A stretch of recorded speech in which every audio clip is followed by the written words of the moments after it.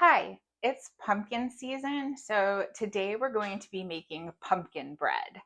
This recipe is gold because it comes together in one bowl. It's very easy and it uses an entire can of pumpkin, which is great because some of the recipes where you have like a cup of pumpkin or whatever, then you're left with an extra pumpkin and then it's like, what do you do with it? It also has all of the great pumpkin spice flavors of fall. So it really gets you in the spirit of wanting some cooler days, some cooler nights, and ready to get out those sweaters. The first thing that we need to do is preheat the oven to 350. This is a big cake. So you're going to need a big loaf pan. The loaf pan that I have is about 9 by 5 and it holds at least 6 cups of batter. So what we're going to do with this, we need to prepare it so it's all ready to go once we get the cake batter done, or the pumpkin bread batter. It's really a cake. But it's better if we say pumpkin bread, right? Because then it sounds a smidge more healthy. Okay, so I have some butter. I can smell the pumpkin spice right now because I have everything set out and it smells so good, even not baked and put in anything. All right, so let's put this over to the side. And I have my trusty Pyrex that I love to mix things together in. The first thing that we're going to do is whisk together our can of pumpkin. I have a spatula that I'm just getting in here so I can get all of the pumpkin parts. Let me know in the comments what your favorite pumpkin dessert is for fall. Okay, that's good.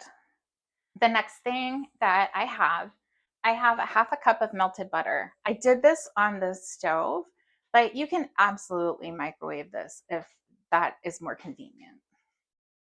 So I have a half a cup of unsalted butter. You can also use regular like canola oil or vegetable oil. Let's give this a whisk so we get that butter incorporated into the pumpkin.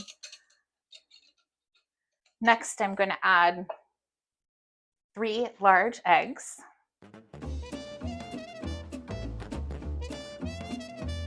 This already smells really good.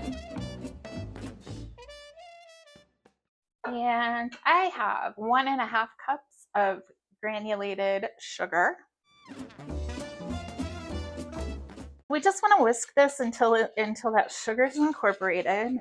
Again, this is super easy. The next thing we're going to do is sprinkle on top 1.5 teaspoons of baking powder, 3/4 of a teaspoon of baking soda, 3/4 of a teaspoon, this is sea salt. Nope. Then here's our pumpkin spice blend. And it is 1 teaspoon of cinnamon, 1/4 of a teaspoon of ground nutmeg, 1/4 of a teaspoon of ginger, and 2 pinches of cloves. So we just sprinkled that on top, and I'm just going to mix this until it's incorporated. Make sure there aren't any big lumps of the baking soda or baking powder. Nobody wants to bite into a lump of baking soda. Okay, this looks great. The next thing we're going to do is add 2.25 cups of all-purpose flour. My wooden spoon ready to go.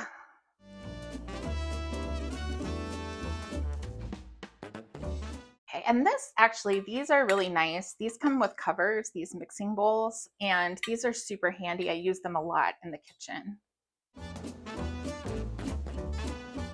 All right, so we're just gonna mix this until the flour is incorporated. I'm making a mess again. All right, so this looks pretty good. The consistency looks good. It looks like it's it looks like all the flour is incorporated. We're gonna make sure that is also incorporated. We don't want hunks of flour either. Let's grab our prepared pan. See how easy that was? It was just, it's so easy, and this is so delicious. This has saved me so many times when I'm like, what am I going to take? Oh, I have to go. If you have to go somewhere, if you want to take something special to a friend, it tastes incredible. Baking doesn't have to be difficult. All right, so we're going to pour this into the prepared pan. See what the batter looks like. And the color, it's this beautiful orange. It's got all those spices that we can smell, those cinnamon and nutmeg and the cloves and the ginger. Almost ready. We've got to do a couple more things. We just need to spread this out so it is level in the pan. And this is what it's going to look like before it goes into the oven. And the next thing we're going to do, I have 1 tablespoon of granulated sugar and 1 teaspoon of cinnamon. And this is just going to go on top. And it gives it a really nice, wonderful kind of lid, a little crunch. It's a nice contrast to the pumpkin loaf. Gives it something a little extra special. Okay, so this is ready for the oven. Now it does bake for a bit. It does take between 65 to 75 minutes in a 350-degree oven. We're gonna also rotate it halfway through cooking so the color even as it bakes. So I took this out of the oven a few minutes ago, and the oven really does all the work here. It's doing the heavy lifting, not you, which makes this recipe so amazing. Your kitchen's going to smell amazing. My kitchen smells amazing. I can't wait to try it. So I'm going to cut a slice. Oh, this looks perfect.